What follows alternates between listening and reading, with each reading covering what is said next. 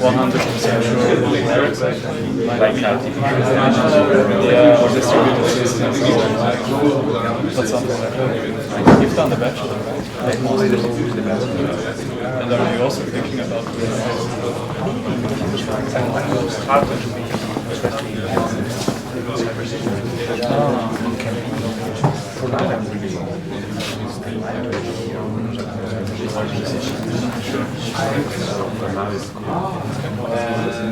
Hello?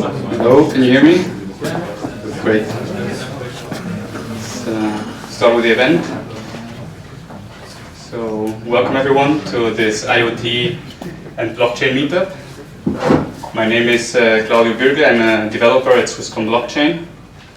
And it's a pleasure to be hosting this event together with IOTA and the participation of HiveMind and Riddle&Code. So let's start with a quick question to the audience. How many of you have been in touch with blockchain technologies, cryptocurrencies, own cryptocurrencies or something like that? Right? Yeah. Most of you. That's very good. And same with IoT. Are there any related to IoT companies? Okay, great.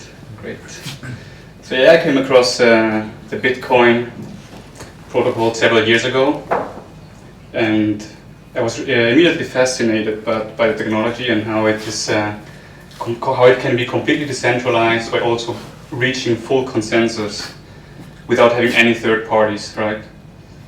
And as I've been following this technology through the years, it has been very exciting for me to see how it has been growing into other industries, for instance IoT, and also in lots of other spaces, and also to see all these different kinds of use cases we now are seeing with also data, with identification, and all these kinds of different use cases. So I think we can pass on to the presentation of Swisscom Blockchain briefly, which is okay. Swisscom Blockchain is very, very happy to be bringing IOTA to the table. Yeah. A quick question. Does anyone here not know who Swisscom are? Probably not, yeah. So Swisscom Blockchain are the sort of pioneering arm of Swisscom that are trying to work towards blockchain, and we're doing all of these good things. Yeah. So on this side, there's a whole load of projects that are currently happening, and whenever we start something brand new, we always start over here, which is always about trying to support, educate, and sort of facilitate people to understand any new platform. So. So this kind of brought us into this interesting situation where we started to talk with IOTA. IOTA are doing a lot of cool things with IoT, all that kind of cool stuff. Everyone knows IOTA. And we thought, how can we start helping everyone in Zurich, in Switzerland, start understanding what IOTA is, how we can start unleashing the potential on delivering platforms on top of that. So I have a little thing. So these days, I'm always very much involved in sort of making strategies for companies and doing business development and all this other kind of stuff. And once upon a time, about 10 years ago, I used to do development. And when I first found out about IoT, I sort of developed this nice little cute robot. Yeah. And this robot could drive around, and it had some sensors, and it could start reading some things about the temperature, what kind of things were around it, and all that kind of stuff. And I kind of think to myself now, if I was developing this robot again, who I called Vintilla, what would she think of blockchain? Yeah. So just a quick question for everybody. Yeah. If you're developing a robot right now, what might a robot think about blockchain, or how might a robot think, wow, this is how I want to use blockchain? Any kind of ideas or thoughts?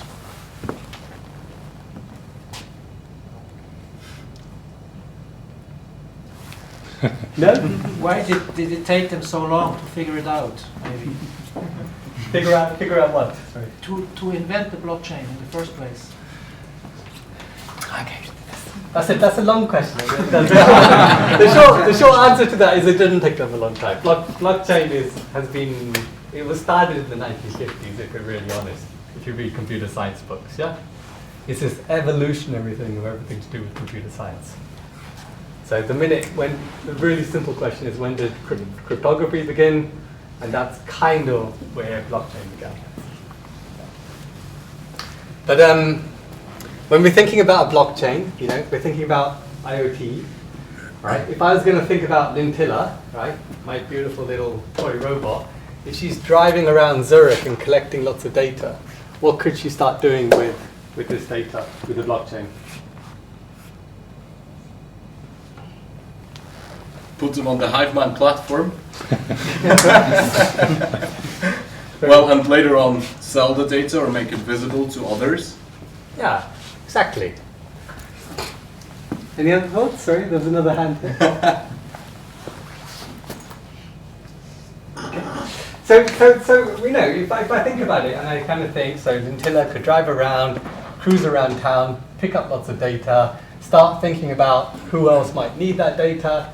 We could probably start to sell that data or share that data and start having a network, where suddenly all this data, where suddenly Lintilla can actually start earning some money or earning some kind of value in society. And that's what, that's what I kind of find really interesting and inspiring about how IoT and blockchain are two worlds that are sort of coming together. Right.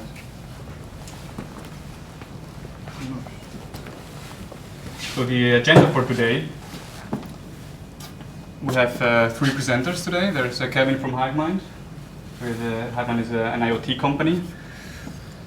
Then we have Luca he's a developer at IOTA. He will talk about IOTA, their vision, what is IOTA, how you can participate. And then we have also Sebastian Becker from Riddle&Code. It's a blockchain interface company. They do hardware, very interesting stuff as well. And afterwards we will have the apero and the networking part. Here it's just important that we have to clean up at 8 o'clock, latest 15 past 8, just so you all know. But yeah, that's the fun. So, Kevin, wants to join? And we encourage everyone to ask questions and pick up as much knowledge as you like from our speakers today. So thank you. Will you do a specific Q&A session after each presentation? Sorry. After every presentation there will be a Q&A session. You can ask any questions you have, and yeah. All right. Welcome everyone. I'm doing it also without a microphone. I hope everybody's hearing me, also in the web stream. If not, let us know. My name is Kevin. I work at HiveMind. At HiveMind, our main product is an IoT platform, because at some point you need to visualize data. You can bring in data and you need to visualize them, and afterwards, of course, you need to take an action. HiveMind is not a blockchain company, so you might ask yourself, what is this guy doing here at Swisscom Blockchain talking about blockchain stuff? I first got introduced into Bitcoin. I was mining Bitcoin with a CPU and then GPU, so I quite know it for a while. The idea fascinated me, smart contracts fascinated me, and the past 1.5 years I was working with the Swiss crypto exchange, trying to build up the financial model about cryptocurrency a little bit. I have to tell you, and I'm quite relieved that not all of you are just IOTA owners or are in for a quick flip, because that's what kind of got a little bit tiring. Everybody was the last year or the 2 last years with talking exchanges. It's just about finance, it's just about getting a quick flip and what's the next coin that's going to moon. And I think this is not what blockchain is about. Blockchain has a really, really deeper meaning. I'll leave the blockchain talk to the guys that actually work with IoT and blockchain together. I'm here to just present you what we're doing right now with IoT, because IoT has been around for decades. The question is, how are we going to use it? What are we going to do with the data? And what kind of profits can we take from the data? For example, with working from cities. So yeah. We're talking about 25 billion or more devices that will be connected by 2020. These numbers have been put out, I don't know, 2 or 3 months ago. I believe this number will be a lot higher during the next year. It's probably going to be corrected up. It will be distributed in different sectors. So we have the commercial sector, we have computers that are connected. Computers can also deliver us data. What kind of data is to be defined? Medical issues. It's a huge thing coming up. All the IoT around the medical stuff. Also industrial electronics and the whole shipping and transportation. Because in everything you can put a sensor. Everything you need to have an outcome. The things that are in between is something that we need to define right now, and what kind of use cases can we really get from them. Yeah, so long story short, we also believe in HiveMind this 25. If I do this presentation next month, there would probably be 30 billion or even more. Some cool diagrams, just to quickly tell you what's HiveMind doing. And I'm sorry, they look a little bit weird. I've done the presentation on Mac, now I have to use Windows. Probably also something that maybe IoT or IT as well going to be changed in the future. So we have the IoT ecosystem, and HiveMind has to build value around it. So we are focusing on the connectivity part, because you need to have the sensor data somewhere on a platform. And how are you going to do that if you don't have, for example, a connection like Bluetooth or Wi-Fi? So this is a crucial part, because we have been running projects that are up on an Alp. How do we connect to those devices? I will get you some more information later on, because this is the part where, for example, Swisscom will jump in, and that we have a partnership with them. We also have to do a little bit of consulting right now, because we believe that everybody now needs to know what can you do with the data, what can you do with the apps. And we are good in technology, but we do not have know-how of all the different fields. For example, facility, or what does a mayor of a city really wants to achieve. We can help build them, we can show them what we have right now, but we need also their input and their ideas to bring in a solution that actually helps some people, and it's not just made for innovation, or that is not just there because we can just try out things.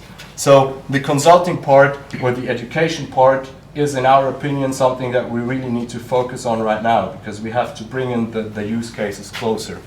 And yes, of course, there's also some software development, because somebody working at a company wanting to solve a problem just wants to basically have the solution, or wants to see the path how we can go to the solution, and not just wants to crawl through 100,000 data sets of data, or something that we've gained in this time.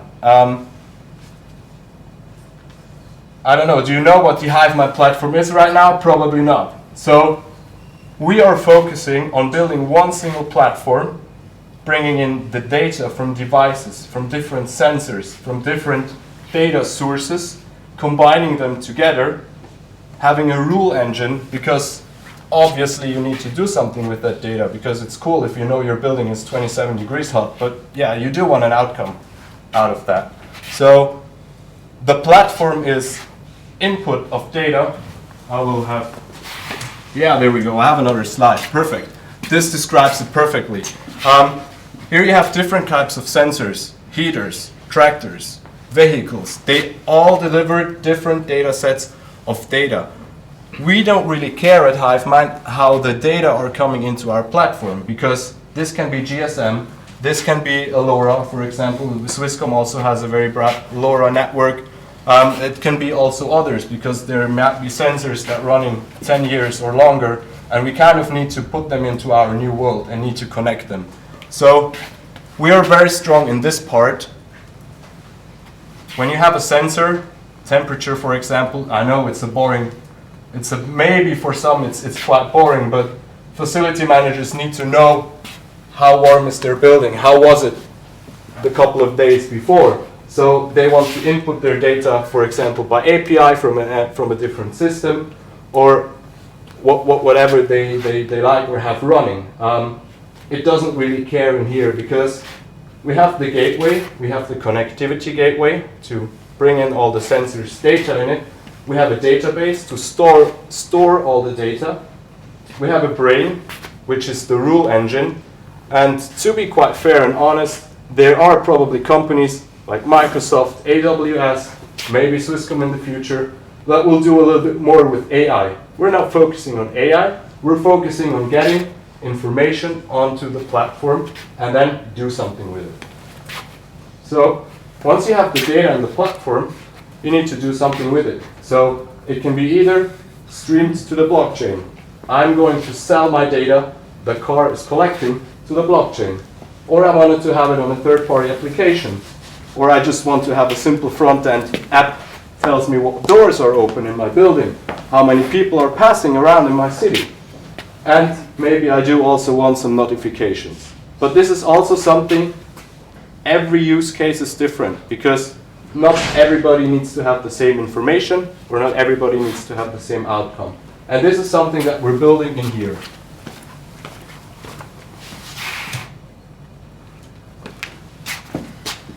I think I'm going to skip this slide, just going through quickly who is HiveMind, what are we doing.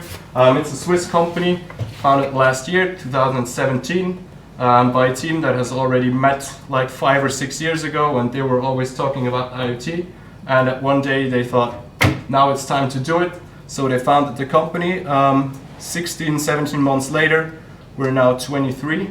I had my interview there in summer in the old office. Now we had to move. We already have a new office with lots of more space, which is quite cool. Still, Swisscom has some bigger and more nicer offices, but we're not there yet. We're coming for you. Some fields that we're actually tackling right now. So as I said, in the end, we're focusing on the platform. We want to have the data, so we want to bring it somewhere else where we actually need them. For now, we have to tackle different industries and show them or present them some use cases that could be actually useful for them. We don't know if they are, because in the end, all of the companies need to achieve some certain ROI. Otherwise, they can't really talk to the management or getting effectively budget. I mean, there's also innovation, but I think this can only happen if you have some budget or if you effectively bring in something new.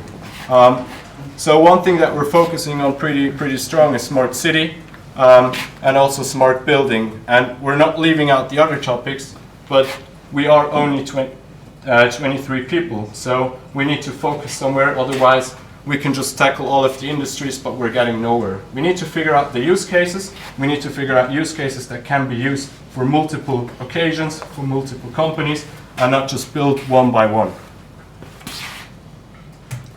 I'm quickly going to show you what we have done so far with smart building, for example.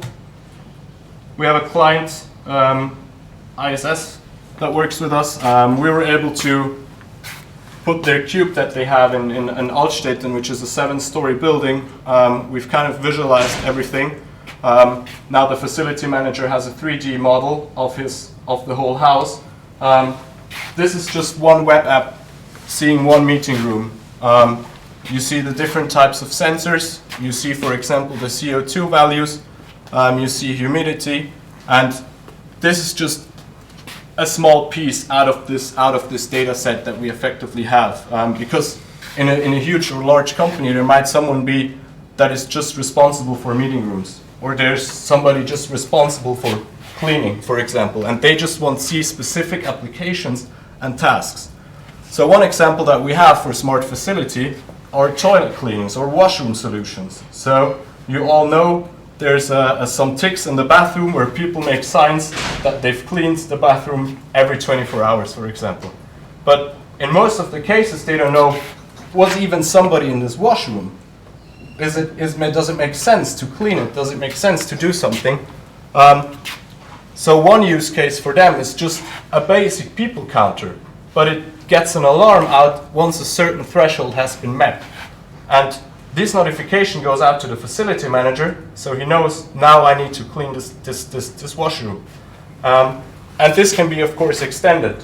Temperature, weather. So if there's rain outside, you probably need to clean a toilet much more faster than it is if it's just sunny weather. I'm afraid I can't show you a live demo, but I do have a pretty awesome screenshot. You can just, I believe you have all a very good imagination. You can click through the different stories, you see all of the meeting rooms. You even see if a fire extinguisher is still there or not. So there's also something called about safety, and we need to figure out what kind of data we really need to know.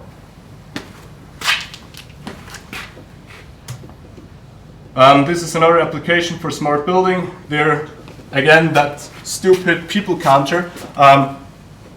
Here we're not using cameras, because cameras is something that is a huge thing right now, with all of the AI data sets that we have, for example. But with the new GDPR law that just came up, you probably know it as well, you're not just able to put any cameras somewhere and then just collect all of the images. That's why, for example, buildings or even airports use different types of sensors that are not capturing an image of a people's face. They're just capturing, for example, with ultrasound, so waves to detect if someone is moving or not. Yes, a camera would probably make it easier, but then there's the question of regulation as well. So we need also to work close together with regulation and governments to actually get something out of this data if we are talking about smart city, for example. So, smart city. It's also a very interesting topic because you have a lot of different fields in it. You have people that really know what sensors are or what data are, or cities that are actually trying to do something in that area. And you have cities that have never actually heard of something like that. They're not even tracking their parking. And this is something probably, if I'm looking for a parking spot and I don't have a sign where it tells me to go, where to find my parking, I'm going crazy. And this is also some part of IoT. Now the question for the city is, how are we going to combine it? Because you can just extend it. There's one city, for example, they didn't put parking sensors on a parking lot. They put parking sensors on spots where no cars should be parking, because they're blocking a fire exit or they're blocking a police. So they immediately know on their dashboard when somebody's putting their car where they shouldn't. You have a couple of use cases. Room occupancy, which is more used in a facility. Water level, we're working with a couple of companies together, testing or trying out the water level surveillance, because, for example, there's the seal, and at some points they have to open the flood doors or gates, and there's just coming a huge load of water coming down, and something like that could be measured by a sensor on different spaces and different paths, and then could notify a user. And of course, it's also good to have historical data of your city, because that's what comes more and more in the future. Yeah, some other use cases like noise level, service on demand, doors and windows, of course, ventilation, parking, like I said, heating. So we can, with certain sensors, we can detect a leak, for example, of a gas pipe. So for an electrical company or a company like that, it's crucial to know when there's a loss of pressure. And again, I think all of these informations, or most of these information, have been available at some point, because they were also evolving with new sensors, with new data, with new technology, but maybe they're running 10 different applications. So there's one for internal email, there's one for the rescue equipment, and what we're aiming to do is combining those information and giving the right people access to the right things, because they are the ones knowing what they have to do with this information. So since this is a blockchain event, I of course prepared a slide for IoT and blockchain. I didn't know really who is going to sit in front of me today. So this is just the classical model that we're having right now. We have basic understanding of it. We have here the computers, we have here the sensors and the data, and most of the time we have a company that is processing data. For example, I'm trying to put a little bit of smartness into my home. So I have one app that controls my lighting. I have one app that controls my doors. Yesterday I figured out I need to control my heating. So how I'm going to do that? Of course, there's a third party and there's a third app that I need to install and run effectively. And if we have different of those silos running and everybody is just collecting their own information inside of their own silos, in our opinion, or in my opinion, we're not getting anywhere. Because also cities need to share their data, need to share what they have gained for knowledge because of their data or their analysis what they had. And besides what blockchain technology this will be, or if it's really a blockchain technology, we also believe in decentralization. We also believe in an independent network of sensors or data that is delivering effectively our data to somewhere, because only in an open environment we can profit from each other. Because everybody just running their own sensors is just like you have a really great business idea, but you're not telling anyone because you're too proud of it, and then nobody really cares, and you don't care as well. So you just live in your own world. And we believe that with the connectivity of IOTA, with upcoming companies, that you can gain back control of your data, that you can deliver your own data, and you are part of the system. Because I think this is also something that people really need to know. They need to be part of the system. If we're just collecting data at some point, and you don't know why, how is it going to help your city? How is it going to help you? Then maybe you're a little bit more negative in supporting those kind of projects or products. I'm sorry, I completely missed out Swisscom. So I'm going to tell you one quick funny use case. So the reason why we're working together with Swisscom is because they really, or one of the reasons is because they have a really broad LoRa network. So for example, we're running one case up in the Swiss mountains with sensors in the future. Right now there's just a sensor tracking the whole herd of sheep, for example. If they run into one direction fast all together, then we know that there's something wrong, for example a wolf coming. Because if all of the animals running towards one area or one side, then you definitely need to be sure, oh, something's not wrong. And it doesn't stop there, we go to health data and even more. And what's really, really important here is the reliability of the data or of the network. Because if you run sensors or if you run data and you can't be sure if the data is really coming to your system, then you might fail with something that you really need to rely on. And this is why we also chose to work really strong with Swisscom, because they're a provider of more than one networks, including our LoRa network, which we're using to start delivering easy use cases. Because with the Swisscom, with our sensors that we have, and with our device library, we're able to bring up online a sensor in less than 15 minutes. And everybody here could do it themselves, so it's quite easy. Whoever is interested right now, I would suggest that you go to hivemind.ch. The platform registration is easy and completely free. You can check out some sensors, some use cases that you have, and then try out to combine them, for example, with IOTA. And we would be really happy because, like I said, the people need to come up with ideas, what needs to be changed or what we can do with it. And so, yeah, we're always happy for feedback. We're always happy for people that want to change something and work towards a new or a better world, let's call it like that. However this is going to be or that, yeah. I suggest you just keep interesting and open your eyes and not just see a sensor as a sensor or a camera as a camera. Maybe just try to think of a use case that could change our system that we do in the next 1 or 2 years. So those were my 15 or 20 minutes of fame. Here's a picture of me, so you can all be sure this is really me being here.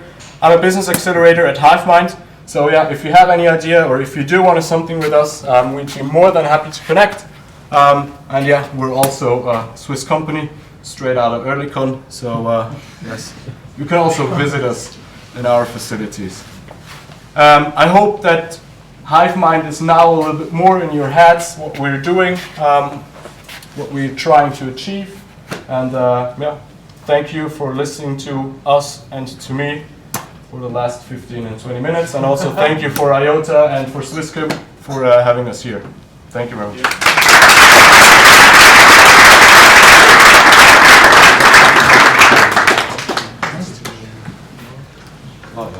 If anyone has questions to Live feel free. Yes. Do you have really a use case, an IoT use case, which really needs a blockchain? Do you have one, or do you working on some? Because the ISS and the sheep use case. Not yet. I think there's also the part of education, because there could be, for example, with logistics and shipping, that's some that just came into my mind, because you want to record that data once a package has been opened, how the temperature is going up and down. As soon as you have the possibility of something tampering with your data, I think it's still quite interesting to apply blockchain.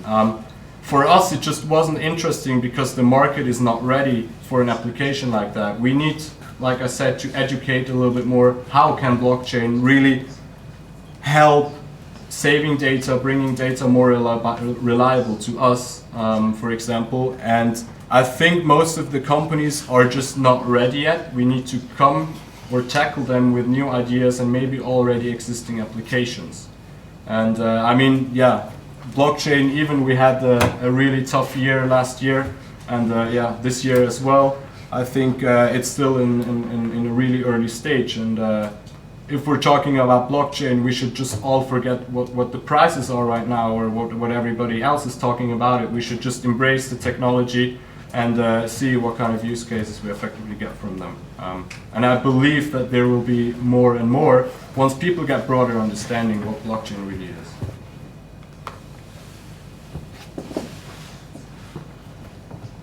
Where do you actually store your data on the HiveMind platform? Or? Yes, well, there's two options, or more options. One is that we just save the data with us. We're hosted in Switzerland as well. But there's also the possibility that you can just export the data, so just like kind of a data stream, because there's companies that want their data in their ERP or in their existing CRM. So we don't really care we're not profiting from any data. We either save them for later access, or we just pass them on to another system. But if the data is on your platform, then your customer has to trust you, like that you don't change the data or something, or because you're also third party, you know. Yeah, that's correct. I mean, there's maybe also some point that blockchain technology later on can effectively help. Again, here's the thing that most of the companies are trusting. I mean, we're not just coming out of nowhere. Even as a startup, you have some kind of representative, and people know you, and yes, they need to trust you. But I think the mindset right now is also, if you have some company or if you have somebody you can blame effectively if something happens with the data, then people are more happy to work with it. I think this is the gap we still have to do, because we do not want to change data, but we also need to tell the people how we are not going to do that. And this is maybe something that blockchain really could help in the future with identity and with not tampering with the data. And yes, for now you have to trust us as much as you trust Swisscom, IOTA, or AWS and Google and whatsoever. So yeah. And how do you make sure that the data from the sensors is valid? Well, we can just trust whatever a sensor sends us. So we also need to work closely with hardware suppliers, for example. We've also done now a test where somebody from our office was 2 days at a client site, really seeing with the checklist how many people were walking in and out to compare it with the sensors. So we really kind of need to trust in with the sensors. They are also still ramping up, so there's less expensive or less technical devices right now, and there's one that come from companies that they really specialize in something like that. So for example, if you believe you get a sensor that measures all the data for 10 or 20 bucks, really reliable, then this is probably not the way to go. There's also still evolving technology, and we effectively display the data that we get from the sensor, so we don't have a feedback or a two-way authentication if the data is really correct. again, here's something that could be solved with blockchain to see if both data sets are correct in the end. But for now, we have to trust what the sensor delivers us. And do you specify like what kind of sensor you use so that the customer sees, yeah, that's a cheap sensor, so maybe the data is not that accurate? There's also, today it's a bit difficult because you have buildings or companies that are already using some type of sensors, and they don't want to throw out their money that they've already spent. They want to try to integrate that sensor, for example, to a platform. With all of the use cases, we're kind of building up a library, just like you can imagine with a printer driver, for example. So every sensor that we get in our hands, we'll write a driver that works with our platform. So if another person or another company is buying it, they can just click it together and they have all the data that they need effectively in the sensor. And I think we are able to tell if you have a specific use case. We can definitely tell you what kind of sensor that you need to know, but it also depends on the budget. It also depends on how really accurate data do you want to have. If it's just for innovation, or if you really just want to use it, for example, for security measurements, then you probably need to have a sensor or a hardware supplier that costs a little bit more and gives you better data. Yes?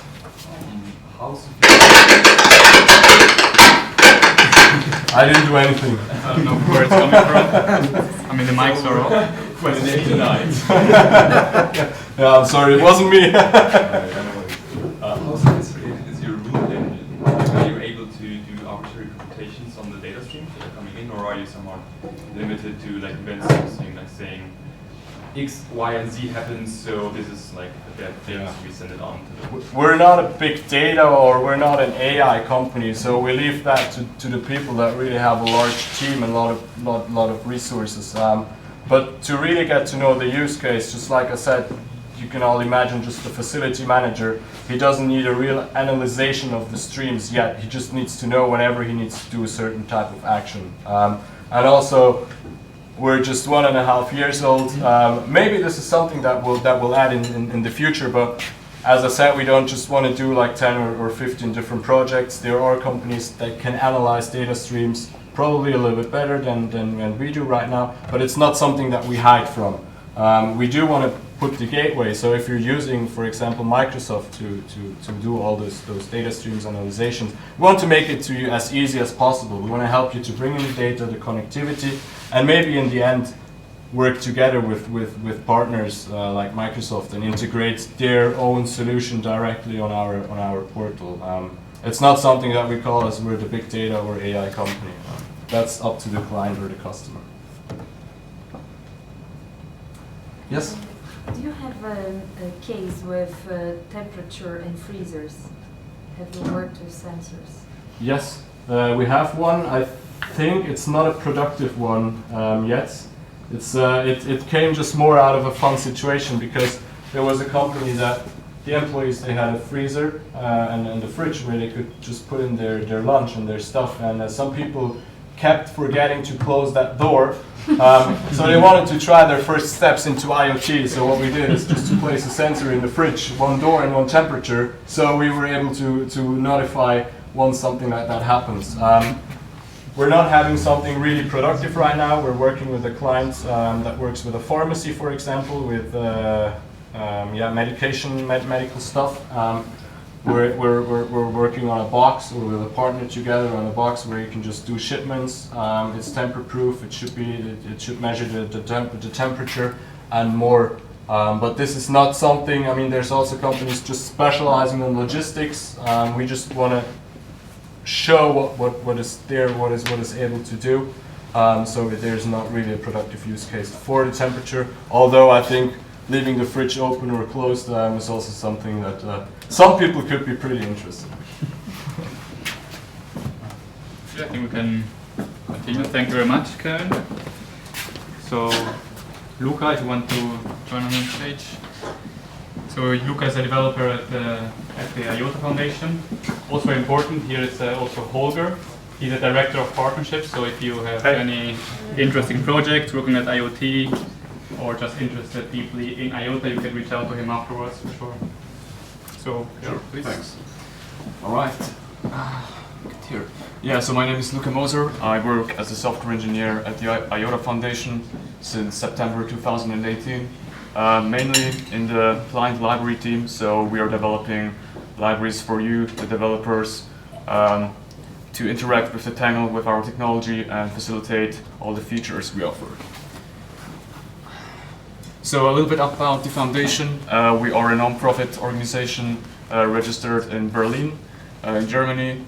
We went from 6 to over 70 full-time employees in less than a year. And our mission is basically to develop and create tools for DLT and cryptocurrency technologies, right? So let me first talk a little bit about the current landscape and how we got here. So in 2008, we had Satoshi Nakamoto coming out with the eCash white paper, and we kind of went from then just a currency use case in 2015 to also being able to use smart contracts via Ethereum. Then a little bit later, we had Hyperledger, actually giving a permissioned blockchain where the participants of the blockchain would be more private organizations. And then from there, we went into blockchain 3.0, where we are actually trying to fix all the scaling issues and which are occurring in older technologies. And so IOTA is one of those technologies which tries to really scale and basically ship a working product. So in the current space, we have blockchains, and so what you have are blocks made out of transactions, and there's kind of this heterogeneous network where you have miners and you have actual people who want to issue transactions. And what happens is that you have to actually pay someone a fee for your transaction to get through the network and to be actually accepted by the blockchain. And because there's an incentive for the miners to mine your stuff, there's a lot of competition between miners, there's a lot of pools, and what you are ending up with is that when there's a high transaction volume throughput, the entire network gets congested. So we are currently, we don't really have a working blockchain which really scales for a currency use case. So for example, you have Bitcoin, which went from a currency and got downgraded to a store of value because you can't really use it to like pay a coffee at the bar, really. And if you do, then you're using some kind of centralized app somewhere. So, and additionally, we have, as I mentioned, the entire thing with the miners, where they are using specialized ASICs to actually do the proof of work, to secure the blocks, and it's just absolutely ridiculous that we are using, for example, more energy than an entire country just to be able to use this technology. It should be lightweight, it should much be easier actually to use, or use less energy. And then, for example, with the smart contracts, yeah, it's cool, we can do smart contracts on Ethereum, and yeah, you can do something with it, but then there's like an application like CryptoKitties. I don't know if you heard about it, it's like an online cat avatar thing, whatever, and the entire network gets congested. So you can't really program a decentralized application on, for example, something like Ethereum or just current technology, because they are just not going to scale for your application needs. And so with the mining conflict, we wanted to achieve with blockchain basically that we are in charge of our money, of our value. But what we actually did was go from banks to having 4 mining pools here on the right, which overall have more than 60% hash power. And it doesn't help that most of them are in China, so they are even centralized in one location. So it's those aspects which kind of let one think, where are we actually in the space? Are we just all speculating on money, or are we even looking at what we're actually working with here, right? And so there's another problem, which is, sorry for buzzwording too much, but right, that data is going to be the new oil, and we are all having, social media. We have smart devices which upload data to some centralized provider, and what we're ending up with is, for example, Facebook leaking millions of user profiles to some third party, or the Marriott hotels like last week or something like that, leaking data. And so it's you have all of those data silos containing our data, our device data, and so on. And it's really questionable whether that's a good thing in the future. Because if there's data silos, we will also, at some point, someone will just misuse it for something.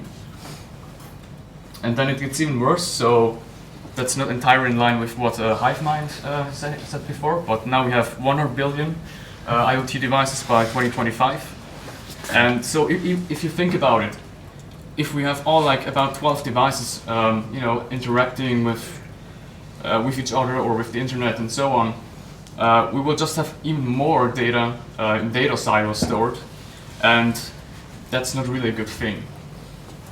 So now it's going to be really technical, but I will explain how basically IOTA works and how it differs from blockchain technology. So here we have a directed acyclic graph, and we call this thing the tangle. Just sounds really fancy. And directed here means that you have like a direction from an edge to another edge, and each of those blocks represents a transaction in the network, right? And it's acyclic because you never reach the same transaction when you walk the graph. Bear with me, and to explain the consensus mechanism, I have to introduce a little bit of terminology here. So in this graph, in the tangle, we have something called cumulative weight. And the cumulative weight is basically how many other transactions are directly or indirectly referencing a particular transaction. So for example, here we have the magenta colored one, which has 9 approvers, or direct and indirect approvers. And so it itself has a weight, cumulative weight of 10. And what I forgot to mention is that each of those transactions, so when you want to issue a transaction on the network, you need to reference 2 other transactions. We say you have to approve 2 other transactions in the network. So to explain the consensus mechanism and how you get those transactions you need to approve, we have something called the tip selection algorithm. So if you have a wallet, a device or something which wants to issue a transaction on the network, it will ask a node, hey, give me transactions to approve. And so those orange boxes you see on the right hand side, those are called tips, and those are transactions which have no approvers yet. So the time goes from here to there. So they are the newest transactions which came into the network. I know it's really complicated, but yeah. So when you're trying to select tips you need to approve. We are, for example, in the graph at this point where you have the magenta colored transaction, and then you look which other transactions are approving that particular transaction. So for example, here we have the yellow ones directly approving the magenta colored one, and the upper one has a cumulative weight of 10 and the bottom one of 7. And now we have this algorithm which is biased towards walking to the next transaction with a higher cumulative weight. And it might also be possible that there's like 5 transactions particularly approving this transaction. And what this basically gives us is that this graph, if the network is flowing, will always grow towards the heaviest branch because the cumulative weight of the transactions are higher. And this also means that all the participants in the network actually want to use also the default tip selection algorithm, because if they don't and they just, for example, start to make something down here, they will never be in the heaviest branch, and therefore not really contribute to the security of the network, and never be confirmed. So how do you actually determine whether your transaction is confirmed in the network? So by the white paper we have this consensus description where you, for example, have this particular node here or this transaction, and you run this tip selection algorithm I just explained, for example, 100 times. And then you would have 100 selected tips, obviously, and then you would see how many of those tips are referencing your transaction. And as in Bitcoin, you have a confirmation confidence. So you can't say transaction is confirmed, but instead you also have a notion of a confidence. So in Bitcoin, you wait for 6 blocks, for example, until you say your transaction is confirmed. And here you say, okay, when 90% of the tips in the heaviest branch are referencing your transaction, you are confirmed. Yes. And so this picture is a little bit off because you would normally do it when the transaction is more deeper. Okay. Now, I have to point out that the entire consensus mechanism we are actually using depends on a high inflow of new transactions. Because obviously, if you just have a low volume, an attacker could try and outpace the tangle and basically double spend. So we have currently a security measure in place called the coordinator. So this is an entity controlled by the IOTA Foundation. And what it does is issue a new transaction in a dynamic interval. And it looks like any other transaction, but it has a special signature, which is known by the nodes in the network. And so the current consensus mechanism, until the network has a much higher transaction volume, is basically saying, if your transaction is directly or indirectly approved by a milestone, so these transactions of the coordinator are called milestones, then you are confirmed. So that's how it currently works, but we have active projects getting rid of the coordinator, which we hopefully will reach in 2019. And so if you have this notion, and you see these two pictures here, you have up there something like a linked list structure where you only have like one chain and the blocks, and just by looking at it you can see that with a DAG, so with the tangle, you can achieve much higher throughput because first of all you just can asynchronously attach your transaction to the graph and you don't have to wait for somebody making the block, and so it just goes much faster. And so we have also the rule, like in Bitcoin, you use the longest chain rule. So if multiple miners issue or found out new blocks simultaneously, you will have some branching there, but eventually the system will come back together by just following the longest chain. And with the same thing here. So in IOTA, you have the heaviest tangle, right, where the cumulative weight of the branch is the heaviest. And so what this results in is that in IOTA, instead of getting slower as more confirmations are going through the network, we get faster, so you have much faster confirmation times, whereas in traditional blockchain, you will just start to congest, transaction fees will go over the roof, so we had like, what, $50 transaction fees last year with Bitcoin, which is absolutely ridiculous. And so yeah, that's how IOTA basically scales up, and it goes. Currently, we have tested it with over 500 transactions per second, and if you look at the current throughput of Bitcoin, it's like around 7 TPS, which obviously then cancels it out for a lot of use cases, and became a store of value, something like gold, instead of something you can actually pay something with. And the cool thing here is, because we don't have any miners, you don't have to pay anyone. So if you want to issue a transaction on the IOTA network, you don't have to pay anyone anything. And this enables two really cool things. So first of all, you can issue a transaction which doesn't actually transfer any value, and those are called zero value transactions. And that enables you to use the ledger, so the tangle, as a data transmission protocol. And I forgot the second thing. No. Yes, that's actually it. And yeah, so I've talked a little bit how you can't really branch off, but basically you can also create a little subtangle for a while and then reattach it to the network. So you say, okay, give me some 2 tips, then go offline, and then build up your subtangle, which maybe might be doing value transfers or is just putting data in the ledger, and then it will. And then you can broadcast it and get it merged back to the main tangle, where the cumulative weight is the highest.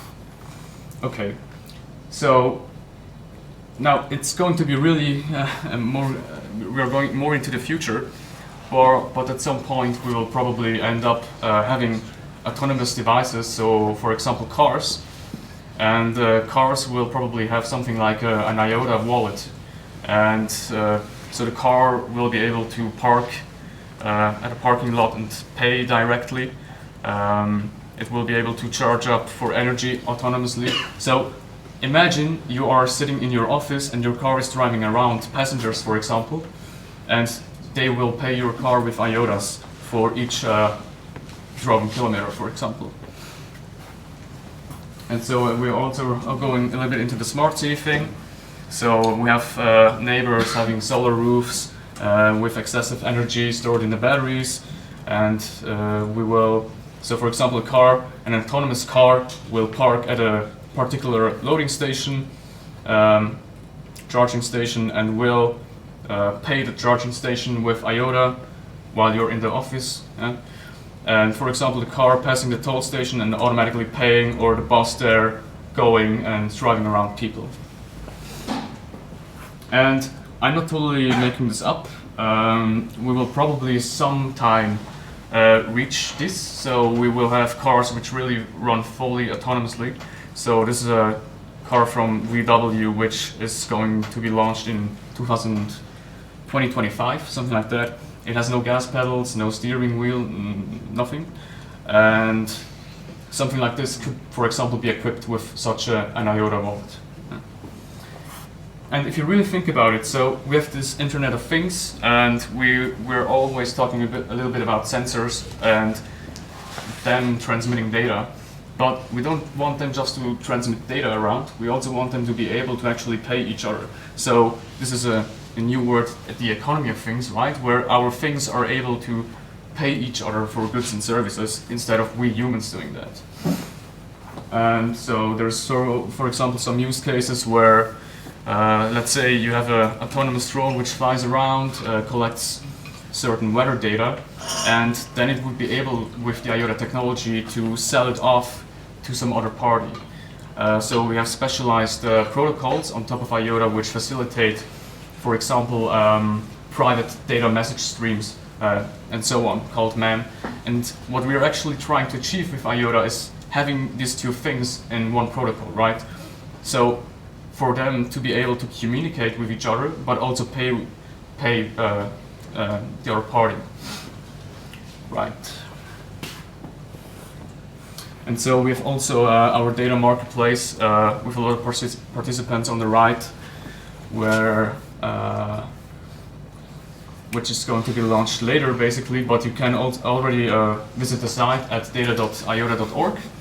And you can sign up and have some test IOTA tokens and get some data streams and look how the technology actually works.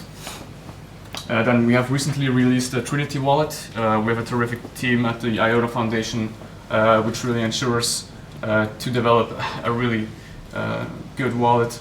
So this thing runs on all the major platforms where you would expect it, and the desktop version even has support for the Ledger Nano S. It's, by the way, even security audited by a third-party company. So this is getting a little bit more interesting. We will have Cubic somewhere in 2019, some proof of concepts of it, which is basically our smart contracts platform. We are trying to build it up a little bit different than traditional blockchain. So it will be using quorum-based computations, meaning that you will not run the entire smart contract on the entire network, but on a certain set of nodes, which then in a quorum fashion give out the results, and you can use that. And the idea behind Cubic is also that, for example, in the future, when you will have little smart devices which want to compute something but are unable to do it because they don't have the power for it, that those devices could use Cubic to outsource the computation to other devices in proximity. So then for developers or people who actually organize events, we have something called the IOTA ecosystem. And the IOTA ecosystem, as the name implies, tries to build an ecosystem around IOTA. So we have a web page, ecosystem.iota.org, where you can sign up, look at current projects the community is building, and things like that. So we have over 2,000 members already signed up, over 45 events. And then we have the development fund, which basically grants funds. So if you have an idea and you need a little bit of money, we can like incubate your idea with it. So we have currently $5 million available for grants. Yeah, and there's really exciting stuff coming out of it. So here for the end, some links.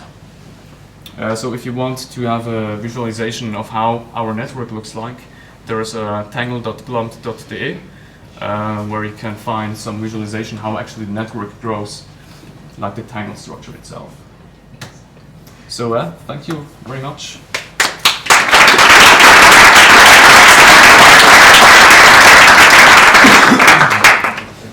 Are there any questions? Yes. Yeah, thank you very much. My name is Dennis. I work for Swisscom, but not Swisscom blockchain. First of all, congratulations on making the Omega team. I think it's a great mix of like younger guys like you at Microhash and like people like Eric Hoffman and CSB. I have two questions. One very general and one very specific. Okay. So for me, I think IOTA goes in on different levels on a very great speed in a great direction. First of all, I see the technical stuff that's going to come up, be it like you said, cubic or economic clustering, ICT, local snapshots, and first and foremost, the core side, where everyone is waiting for. On the other hand, and I think that is also really important, that you do the great networking, being with the banks, with the politics, Dom being at those large events, Shuli also doing a great job in this regard. And lastly, the situation regarding standardization. OMG has started now with standardizing process. Last week you announced that you are a member now of E-Class. Yes. I think there are a lot of great things coming together.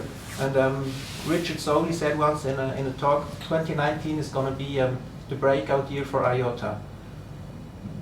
Maybe this is a question for both of you. Would you think it's going to be a combination of all of this, or is it going to be rather one thing that's gonna light or ignite the spark, basically, to keep the ball, which really starts the ball rolling? Yes. Or I always say, IOTA is like the snowball, and once it starts rolling, one day it's going to be an avalanche, right? Yes. Okay. How important is core design really the first thing that really needs to happen? For the rest, Right, so he's coming up. I think. question for both of you.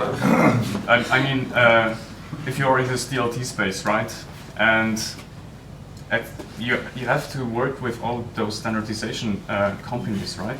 It doesn't make sense to play, I don't know, the Twitter hype media man, always hyping and hyping. So we're really trying to get the protocol standardized and do something useful with it. And we know that the only way to actually get IOTA, as you mentioned, rolling, is to work with all those entities, because otherwise you're just playing with your own technology and nobody really, there's no standardization, so it's useless, basically, right? So yeah, I mean, sure. And the core design is obviously also really important in that regard, because even if someone here in the crowd, for example, is new to IOTA, and I just told you, okay, we have this entity currently saying when the transaction is confirmed, might let you think, okay, that's not really decentralized. But that's what all the critics, all the FATs always say, right? Yes, but what they don't really get is that, for example, if even our coordinator does something which would do a double spend in the network, all the nodes wouldn't even accept that milestone because the ledger would be inconsistent, because you would overdraft something, a balance or something like that, right? But I can't really tell you much more on the core side. But yeah. Yeah, I can say a little bit to your last sentence. In the end, it's a combination of all of it. So we need to work together with the industries. This is like key important. So we do all of this, not just because of course we think this is necessary as well, but because we want to do for the industries and with the industries. And this is one of the very main, I would say, credos which we have. The second thing is standardization, which is absolutely key because nobody wants to reinvent the wheel, and everybody wants to use standards in order to do their own cost minimization and to decrease their own development times.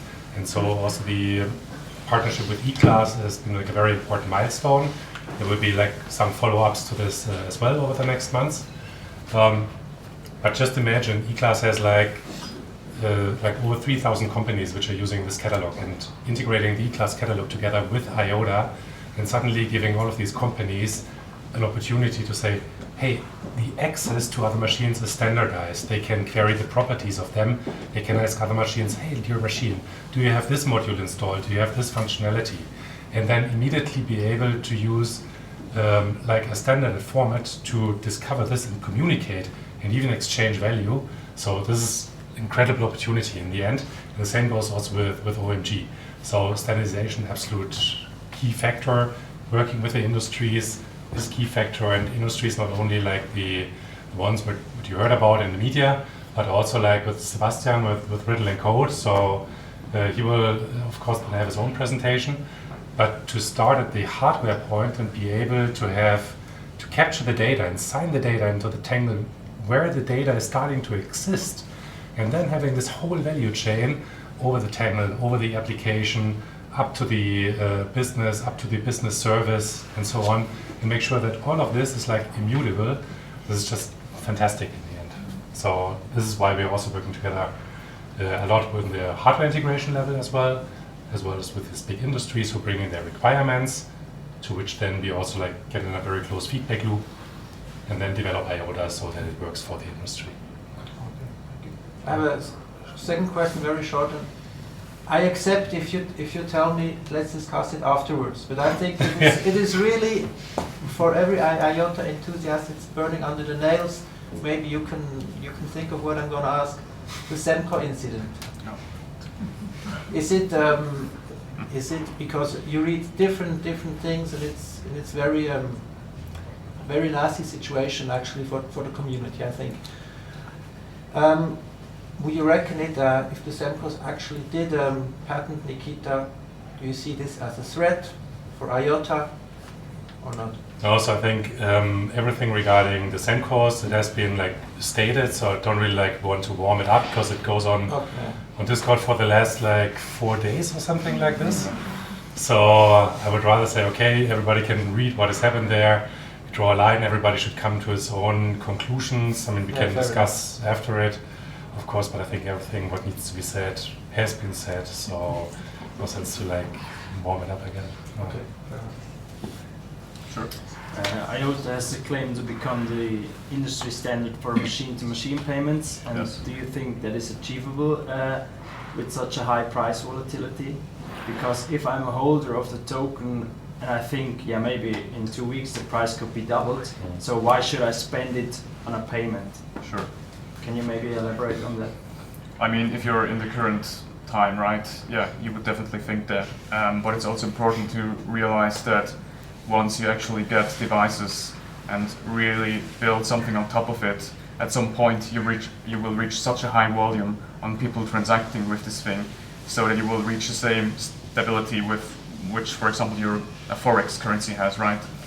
So it's really all basically building up on the fact that we are saying that you need the usage of IOTA to it to become stable, like the token value needs to become stable. So it only can become stable in that regard, if there's high usage. Yeah. And I think this will even out. I mean, if you take a look at CoinMarketCap last year, you had gainers and losers of 1,600%, for example, plus or minus. If you take a look at it this year, I mean, Korea did a lot of KYC stuff. China did some crackdown measures as well. The volatility is starting to decrease, and just give it, I would say, 2-3 more years, and then volatility is decreasing even more. And then it's also a point where we can say, okay, I'm comfortable to use the token. This is one thing. And the second thing is, because due to regulations, the volatility decreases. The second thing is what Luca described, that you have just a lot more usage. And the third one is essentially like an integration a lot more into daily life of people, that you have an app and you can buy cryptocurrency, you can buy the IOTA token directly with an app, you can use it directly with your bank account, you can cash in, cash out, you have instant fiat gateways, and all of this is on the roadmap for the next 2 years, not by us, but of various companies we also see. So I'm pretty sure that the volatility, huge volatility, will decrease over the next 2 years as well. Yes. So I'm not actively following IOTA, so thanks for your presentation. But last year when I first got into IOTA, I also read that there are some major technical issues, right? I think your CEO also discussed it in some podcasts. And I would just like you to speak about this again. What are the technical challenges that you are currently facing or faced 1 year ago that you have actually solved by now? Okay, so mainly probably is the node software itself, so that even though we have the coordinator in place, sometimes we just still have attacks trying to maybe use an exploit in the node software, things like that. So maybe he meant that, but probably he meant the coordinator itself. So this thing which basically tells you when the transaction is confirmed right now. That's the biggest technical challenge we have in the foundation, actually, to get rid of that entity and so to become fully decentralized. So that's probably what he meant. So it's not something that the network is also clogged up a bit? Is it? I mean, in the end, you have to see it a little bit like the internet. Huh? IOTA is is made as a complete permissionless system and complete distributed. So you don't have like a consensus mechanism somewhere like you have with others, and you don't have so it's not a permission network where you have like a very small round of nodes deciding what is true or what is not true. But it's really built as a complete open ecosystem, like the internet, but this also means that everybody can try to attack it. So by our philosophy, we think it can only work as an open ecosystem, not as a permissioned ecosystem. Similar like the internet was successful because everybody could chip in. Similar like the telephone was successful because everybody could make a call. Or Facebook in the end was successful because everybody could upload in the end his data. And it will only work this way. So you have these permission chains, and of course then with permissioned ecosystems, we have more reliability, because you decide about the consensus, but it's not a distributed consensus in the end. And it's not and so this is what differs in IOTA, versus, let's say, other technologies. And with this, we have, of course, different attack scenarios as well. These are coming in, and our engineer team has done, I think, really great work, to mitigate them as well. And since the last months, if you have seen it, the Tangle was running somewhere between 20 and 30 transactions per second, which is 3 times more than on the old Ethereum network over the last months as well. So, just to recap, so this coordinator which says the transaction is final is currently the bottleneck, because the network itself will sustain or is able to sustain a much higher TPS, a transaction per second, but it's the coordinator which can't keep up with confirming them. So that's why we need to get rid of it to really fly off. Yes. So if you really want to have a decentralized system, in my point of view, the biggest issue are the data source, right? So how do you, as IOTA Foundation, or your partners, which build some proof of concept together with you, solve this issue that they have really reliable, decentralized, autonomous sensors? Because it's not that easy to build a software on a sensor or on a device to bring you, to give you sensor data which is really trustworthy. You can open it. Yeah, here, Sebastian is handing over the kit. And what is it?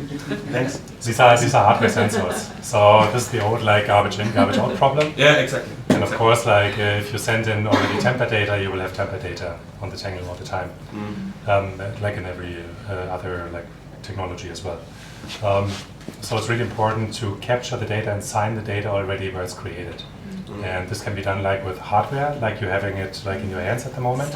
So where you have like a sensor layout, and the sensor has the ability to sign whatever it captures directly into the tangle. So you can make sure it's tamper proof from the very first second. So I have to talk to you, Sean. Yeah. I'm talking to you now. So yeah, he's going to do like a full presentation as well. So.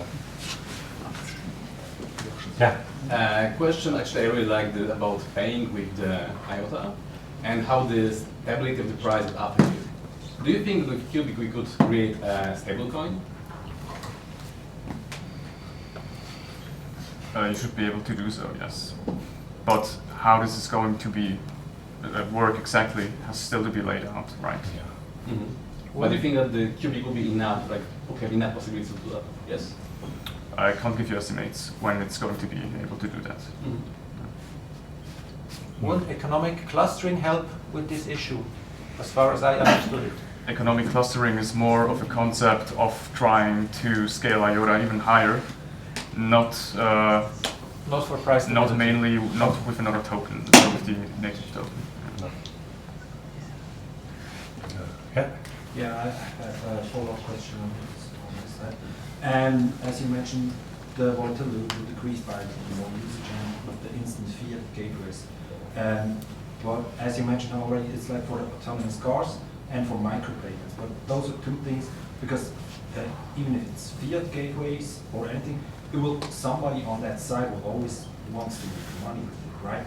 So if you want to make a micropayment with your self-driving car, for example, you want to pay parking ticket or something like that, people for the adoption of the coin, they probably will always want their euro wallet in the car, and then they want to switch immediately to the IOTA token to pay for the data or parking ticket or whatsoever. But on that gateway from like instantly euro to IOTA, send to IOTA and get euro back, right? There will always be someone who wants to earn money on that, because you know, we see it right now, and if you see on the fiat exchanges, they take like huge margins, and it's still on the FX market, the traditional FX market. There will always be an intermediary who wants to earn money on it. So you can't say, make a transaction of 1 IOTA for like some shitty sensor data whatsoever, into euro, into Swiss franc, into dollar, whatsoever, without an intermediary who in the end wants to make profit, if it's banks, if it's brokers or anything.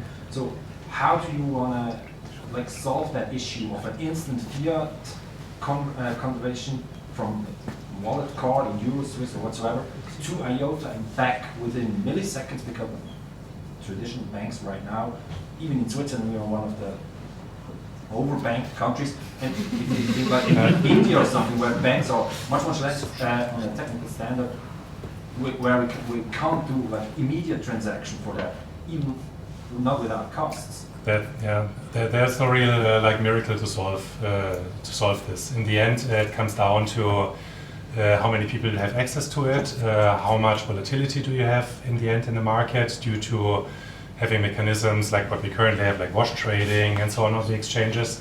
So if you get rid of all of this and you see the normal stock market or the normal like currency exchange markets, you see that these are already heavily regulated. So you can move like funds between different currencies, but what you then, I don't have like an answer for you in saying this will end this problem for the world, because this problem has been going on since there are currencies. You will always have currencies moving into each other. You will have trade companies buying something in euros, but they're trading with US companies. So are you trading euro? Are you trading US? What are you doing with the different like currency volatility there? What I'm saying is that it will just decrease from my point of view over the next like 2 or 3 years. I won't say that it's zero, and I also won't say that you have like instant transfers in the end. In the end, it also like it's part of the whole global market economics. Yes. His question sort of completed mine, and then another question comes up. Was there a criteria of how you did, or why didn't you make IOTA a stable coin itself, or some asset-based token? Like now we're starting to get CHF, which is baked to the Swiss franc. maybe simply because you didn't have the funds in the back, or isn't there a specific reason for that? No, no. I think it was a decision at this point. I cannot really give you like a definite answer. Something I can follow up with it, and we can maybe post something on it on Discord. Yes. We are talking here about technology itself, where I do not doubt, to be honest. IOTA believer. But what I'm interested in is more in the product side. So we have seen lots of prototypes based on IOTA. Is there something which is already live, which people can use or industry can use? Or when can we expect something? So we have Sinopac. Sinopac is using it already live. So they're like a banking branch in Taiwan. They are storing at the moment certificates, their training certificates, like on the mainnet hangar, that people have completed courses and so on.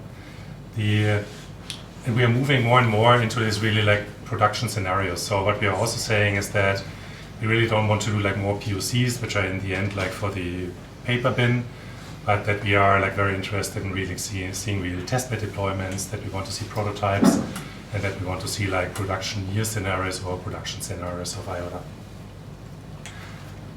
And I think this will like, not only with IOTA, I mean you see it everywhere. You see it with Ethereum, you see it with like other projects as well. At the moment there's or very, very few, I would say, like really projects which are like in production. It's like a discovery span through which the companies they're also going through to say, all right, this thing is new, it just popped up, got hyped like 2 or 3 years ago. Then these labs have been formed, and they're discovering what they can do with it, and then it will move like more into production, like normal product lifecycle management.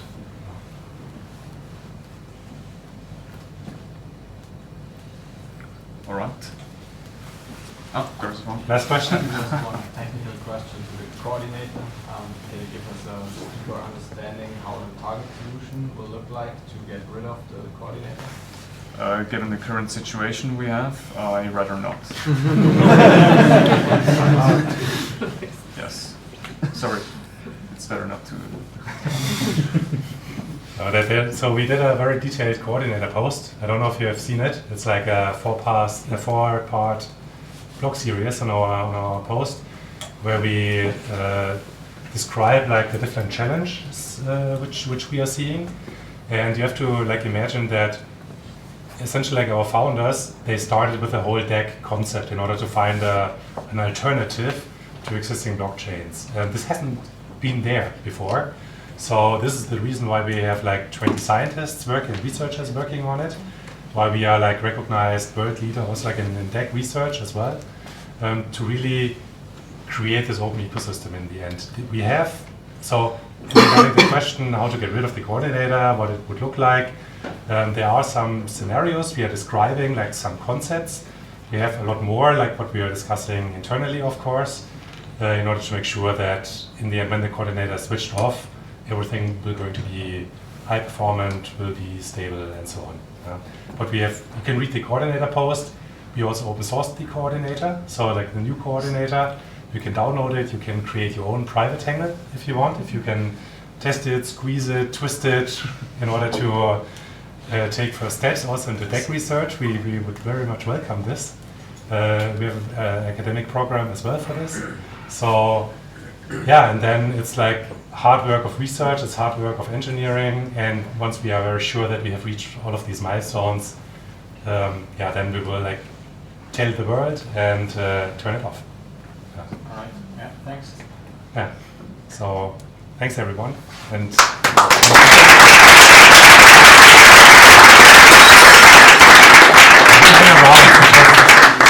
Talk to us. Thank you. Thanks, Oliver. For exciting technology. So let's continue with Riddle&Code. We have here Sebastian Becker.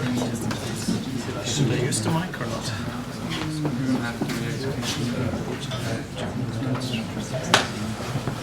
So welcome, and thanks to Holger and IOTA and Swisscom for inviting us. As Holger already mentioned, we are kind of a new partner to IOTA's ecosystem. and I have this magic little black box that will fall down in a second, but as long as it's up, I'll put it on the table so you can take a look at it afterwards. But that's what we do. It's blockchain hardware. Because for these end-to-end scenarios, you need solutions, of course, and right now 95 to 99% of blockchain projects, that's my personal guesstimate, so don't quote me, are of course looking at the software layer and the data flow only. So that's what we are trying to change. Unfortunately, I'm not at all a technician, so please don't ask me any questions like you did to Holger and his colleagues. But I've brought my founder here in video.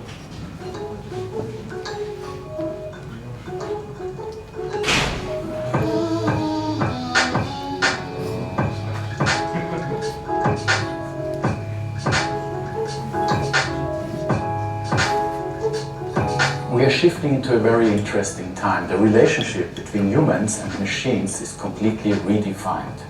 Machines are suddenly allowed and enabled to make decisions which normally are only done by humans. So this delegation of human mandates to machines means that the identity of machines becomes as important as the identity of humans. And that's a problem Riddle&Code is working on, and it's solving this issue by combining blockchain technology with machine identity.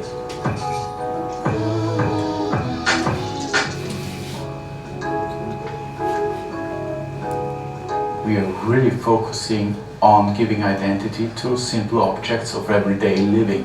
So we want to guarantee that the material is the right material, that the material is produced under the circumstances which you expect, that it's coming from the right producer and has the right quality.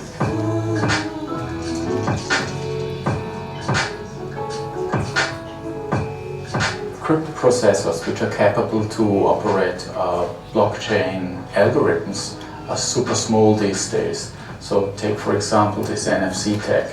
We have a small wafer connected to an antenna. The wafer itself consists of a crypto chip and a microcontroller. The whole power is taken from energy harvesting through the antenna. So whenever you take one of these chips and you connect it to a simple physical object, it stays with this object. But once the crypto chip is on the object and once you have the unique ID of this crypto object connected to a blockchain, you have all the control over a physical object you normally only have with digital assets.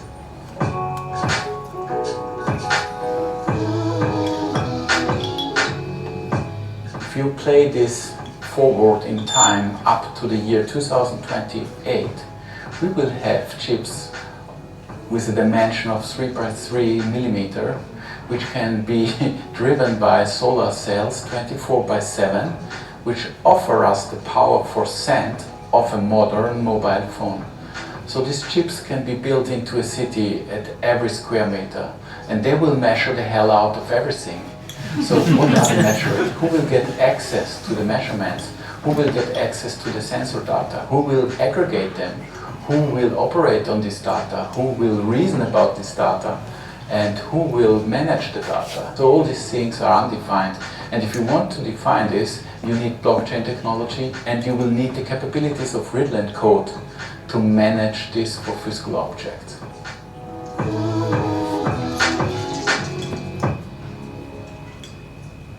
So maybe if you drop the last sentence, which was of course advertising, but we shoot this video a year and a half ago, and I think that's something we often forget, because we ask, you know, the guys that are doing these great platforms all these critical questions, you know, stability of coins and so forth, but you know, they are all startups as well, so they cannot solve the problems of all the world.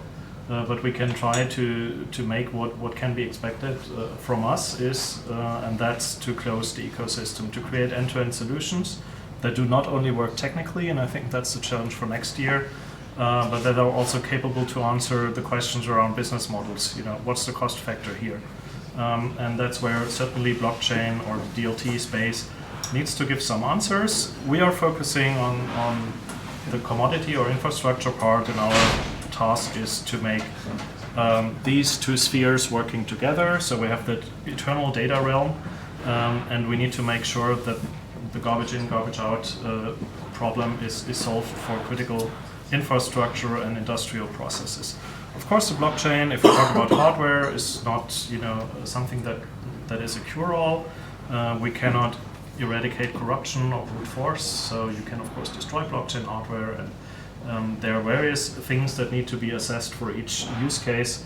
But in general, our ambition was to make it as secure as possible, and that's why the collaboration that was just announced 2 weeks ago between IOTA and Riddle&Code makes a lot of sense, because our ambition is to establish, showcase, and turn it into productive solutions, that there is a secure end-to-end environment for IoT data, that we give machine identities to the sensors, that we encrypt the data where it is appearing, and then it's transported in an encrypted way and ends up in a tamper-proof environment, which is IOTA's DLTs or other systems, depending on the preferences of the business partners.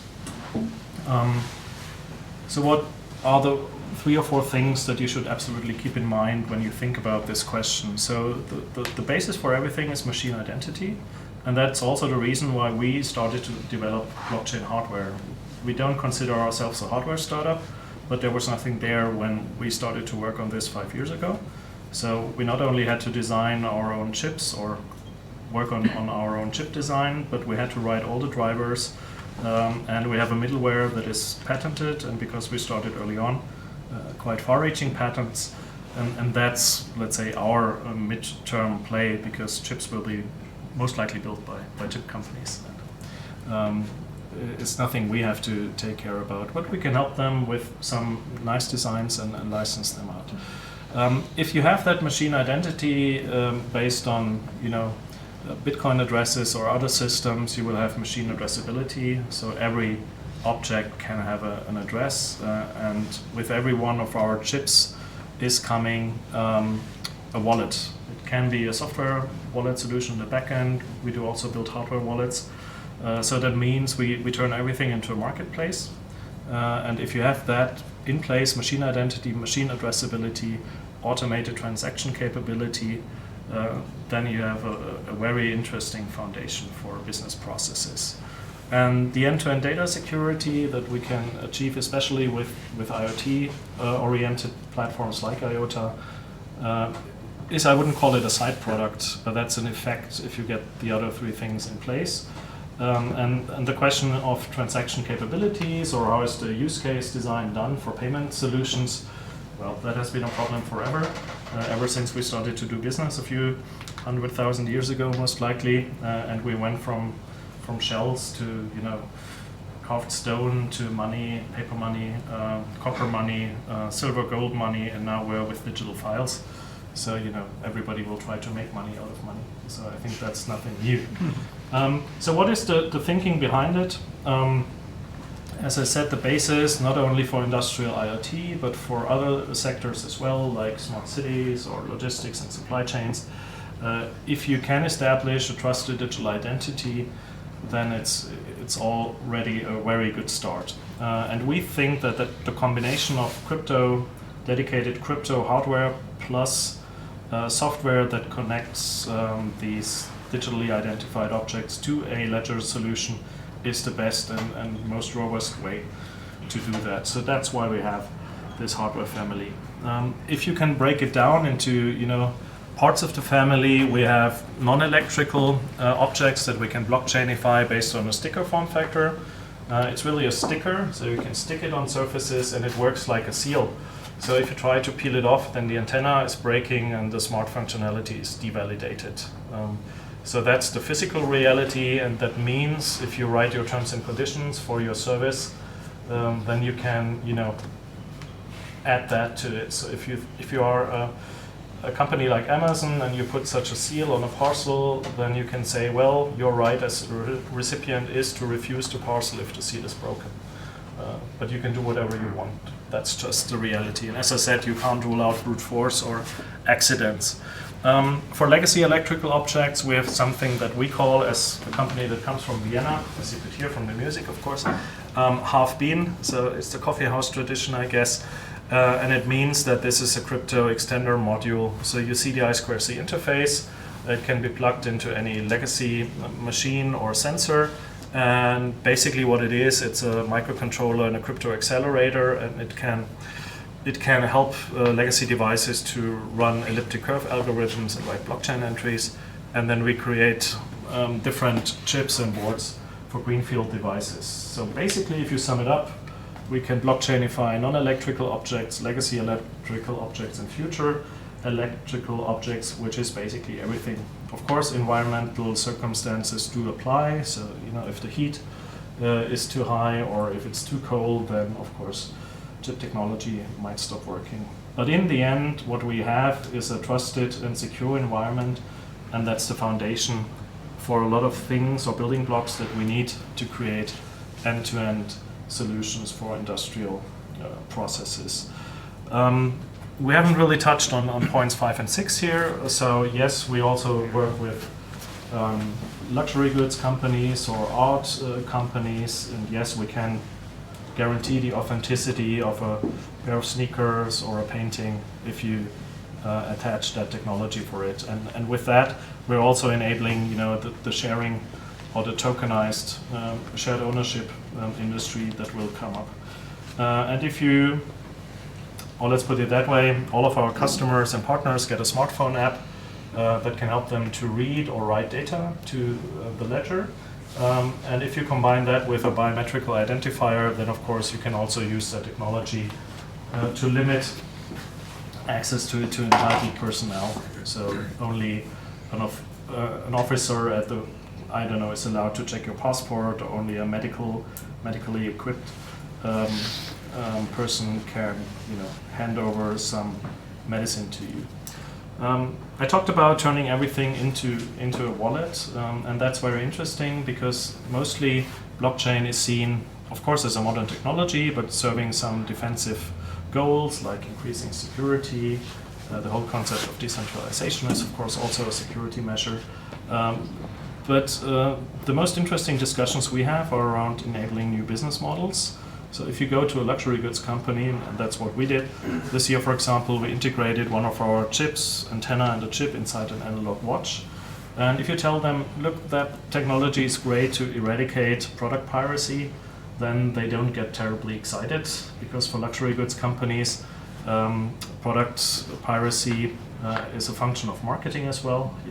They want you to buy a fake product first. If you can't afford it, then you're brand addicted, and then it all goes its planned way. But that's their business decision if they want to really tackle product piracy or not.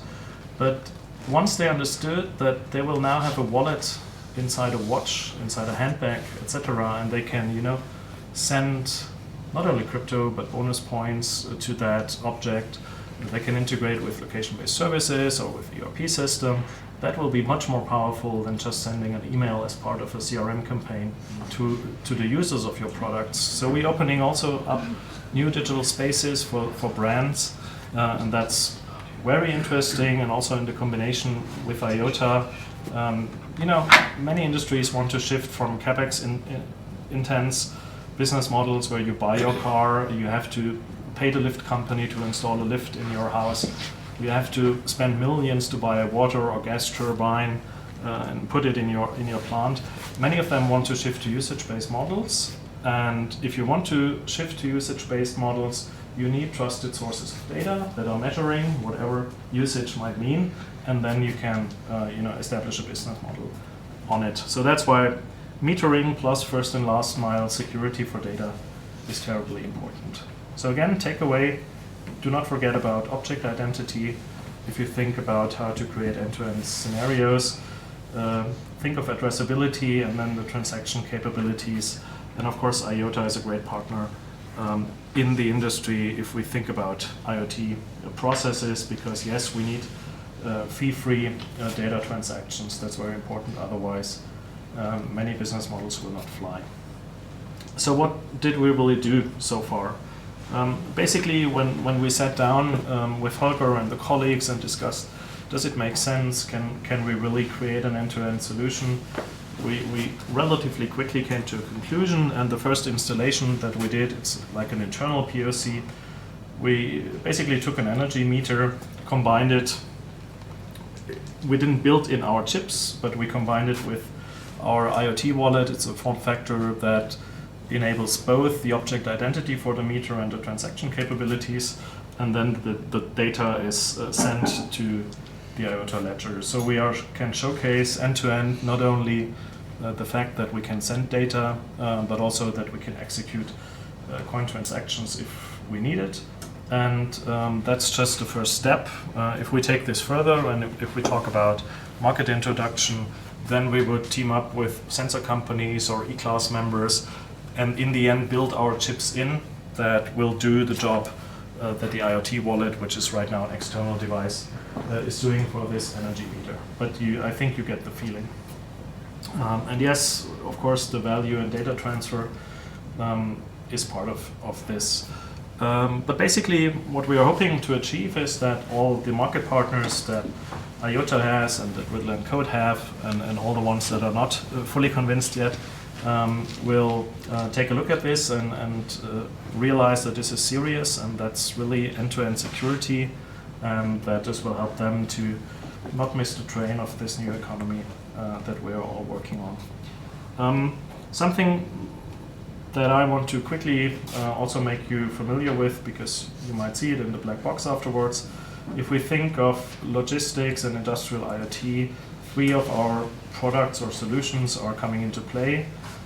What we call product 01, quite simple, is an NFC tag that you can stick on non-electrical objects. Product 02 is a UHF RFID tag, so you use it for warehousing with one of these standard industry pistols, 200 read processes per second, up to 12 meters, versus NFC, which is, of course, NFC proximity, 1 to 2 centimeters, and that's more an additional security mechanism for over-the-counter situation. And then we have the IoT wallet, which is something we have built, as you could see from the integration, but we haven't released that module yet. That's something for first half of next year. What we are just finalizing this year is a full-fledged hardware custodian cold wallet solution for a Swiss bank. So we start with the Champions League product. We get the fine mechanics improved with the analog watch integration. And all that comes after that, smart meter integration, car integration, is not too difficult from an engineering standpoint. And that's why there's a big value in those end-to-end demonstration, because if people ask us, do you have certificates for whatever you do with that blockchain hardware, then we can say, yes, it's FINMA approved, it's audited by PwC, so we are core banking technology, and we have integrated also into an analog watch, and with that you can make them silent relatively quickly. So if you break this down into steps, that's something you can read afterwards. I think I've exhausted most of it. So if we talk about our side of the IOTA and Riddle&Code equation, we have 2 sub-brands. One is built for blockchain, that's the hardware that comes in different forms and shapes. Fathom Hash is our middleware. In our scenarios, it would look like this. So you have underneath the world of physical objects, the appropriate chip is either embedded or stuck upon. Then the middleware starts to do its job. Because we design the hardware, we are radio transmission protocol agnostic, so we're working with different telcos on different standards. Customers typically get a front-end solution to read or write data, and then we end up in a ledger or blockchain solution. And even though we have this partnership, we're blockchain agnostic because it's not us making the decision. Even companies like Swisscom or other industry giants will most likely use not only one DLT system, but several for different use cases. So that's not our decision to make. Right now, as a startup, we're also 22 people based in Vienna. We have to focus on some industries, so that's kind of our playground. But going forward, I'm sure this will thin out, or we have to grow very, very quickly. Some POC examples are quite obvious or clear, so the whole charging of electric vehicles plus autonomous driving and smart energy and mobility services, I guess that's kind of obvious. Another big playing field for us right now, and that's also a good part of our future partnership with IOTA, is decentralized energy production. So we'll all become prosumers because regulation is changing, and our solar plant on our rooftops will also be able to charge the neighbors' cars, and everything that needs complex settlement. We know it from the mobile space where it was called roaming, always quite expensive. That will certainly be done on blockchain in the future, and it will become much less expensive. A very obvious example is self-driving cars. We all are waiting, I guess, for that future. I have to drive home to Munich later on, and I would love to see my BMW being fully, let's say, unleashed, but I have to, touch the steering wheel every 10 seconds, which is still a pain in the ass. But going forward, we know there will be accidents, of course, by self-driving cars, and we will all be sleeping or reading or doing whatever. And the question for the insurance layer is, how can we really make sure that we know what the reason for an incident was? So basically, we need a secure data transfer from the telematics system of the car to the insurance. I was almost saying server, but to the insurance DLT system. And we might need to match it with smart city data to find out what really happened.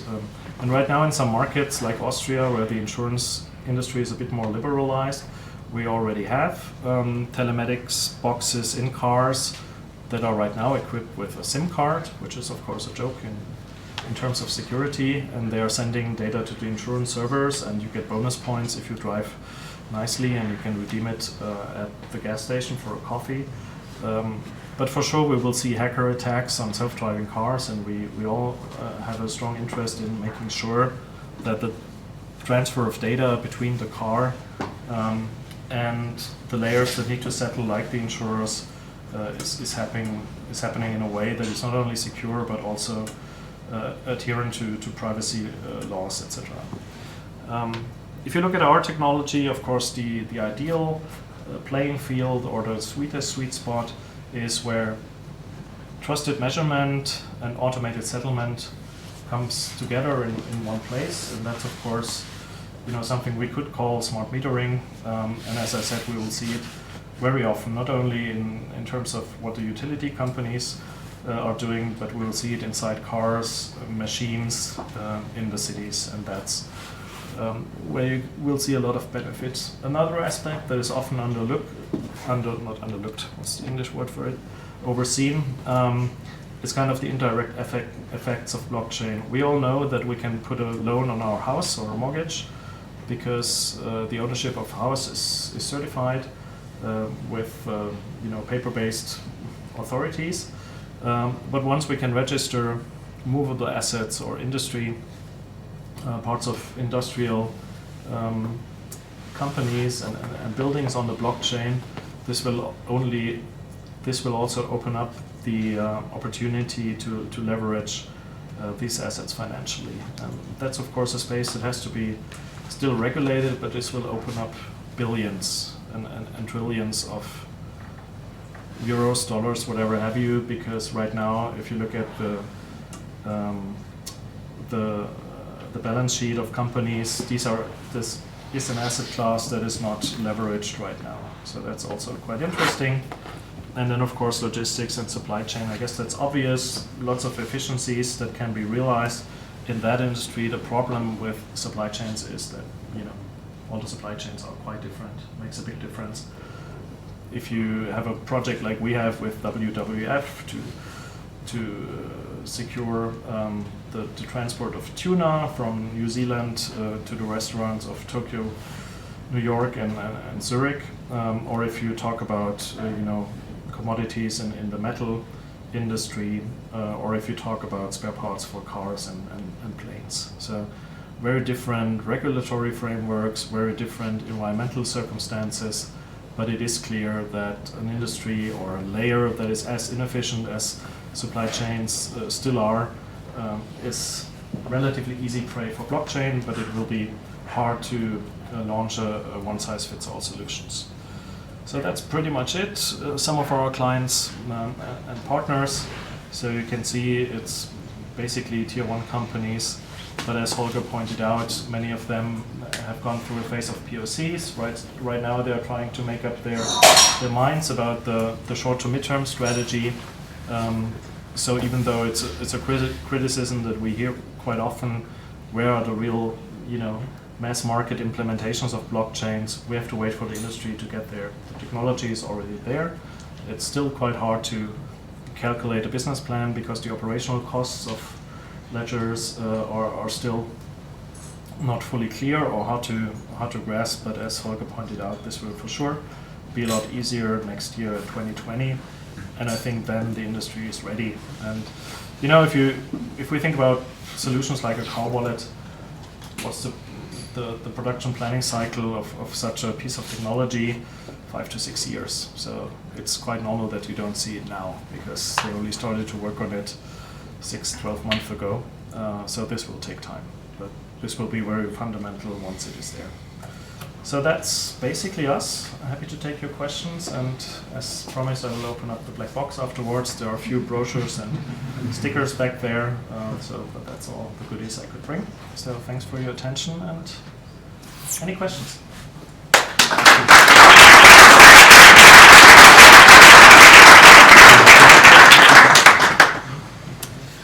Yes. No technical questions. No, two short questions. The first one, do you provide the results of your security or your audits of your software and hardware to customers? That's the first one. And the second one is, what are the costs of your hardware, security hardware and software? Well, the results, it depends on the project. If it's an internal banking audit or a FINMA audit, I think it's not up to us to answer that question. It's more up to them. So, I can't talk about some customers, so you didn't see some just brands. the audit about your hardware and software. Yeah, as I said, it depends on the use case and the context in which an audit was done. For sure, we will release some things over time, but some things are in the NDA space and other things. It's like with code in general. Of course, we are open source ready, but the question is, when do we open source? As a startup, of course, you have to take the time and invest in resources to provide all the documentation. But of course, this industry is right now just forming, so we have to see when is the right time. And of course, we are a smaller company. We don't have a full platform. We don't have to nourish an ecosystem of all the developers. So it's a bit easier for us, but in general, that's a difficult question. What's the right step? And everybody is kind of tiptoeing. So in an ideal world, we would open source everything. In the realities, also because the industrial partners are forcing us to do certain things. Some things will stay in the private realm for a while. The question about hardware prices, well, hardware is hardware, and the one rule that applies to all hardware businesses, it's a game of numbers. So right now, the chips are, of course, let's say pre-series or small test series. So if we talk about the stickers, we buy batches of 1,000 right now, and we still have to pay 80 cents for such a sticker. But I would say early 2020, 7-digit numbers were around 5 cents, and as Tom pointed out, in 10 years, so price will not play a role at all if we talk about that infrastructure. I've never seen a use case where this is a deal breaker on the long term, but of course we do not, from a technology design, we do not compete with a barcode. Barcode is a fraction of a cent, but it's an insecure identifier that is good for bottles of water, etc. So if we play this forward in time, yes, 1 cent is still 100 times cheaper than 0.01 cent, but business models will not collapse because a chip is 1, 5, or 10 cents, and that's the reality. But a full hardware wallet will not cost just a few cents, definitely. No. Hardware wallet is, of course, something different. Well, we decided to go in the banking or in the industrial hardware wallet space. We do not do consumer wallets, but that's a project-by-project definition. And the price most often, if we talk about projects, is not coming from our hardware side or the existing IOTA integration, but integration with legacy systems. And to adapt to the needs of that specific client and use cases, that's what produces cost in the end. Anything else? Or are we all ready for drinks? And peanuts? Okay. Yeah, I think we can. Then thanks. I'll be there in the corner. Please back me.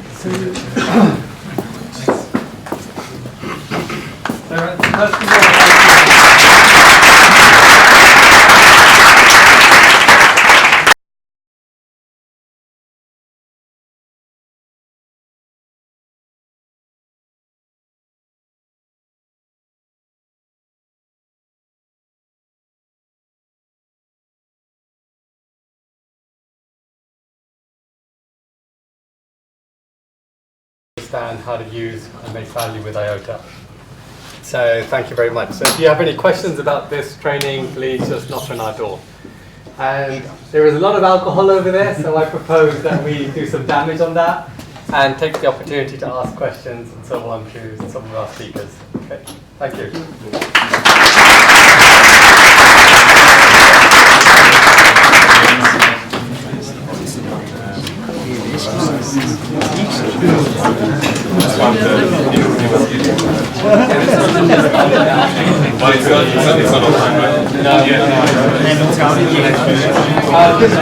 When do you have the course?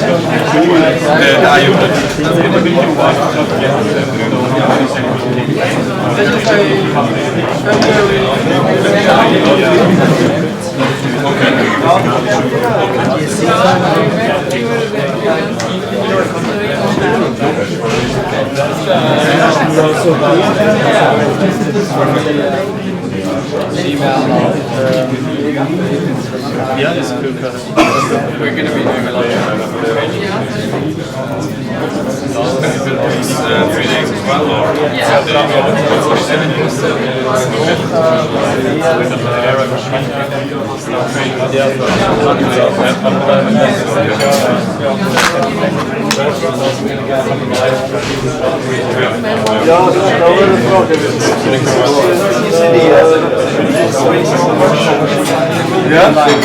I just think I think this is very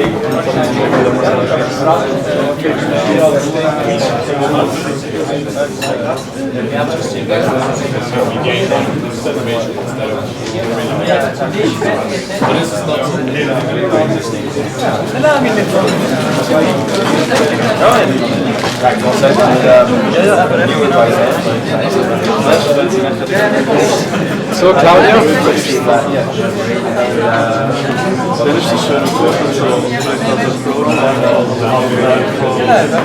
Ja.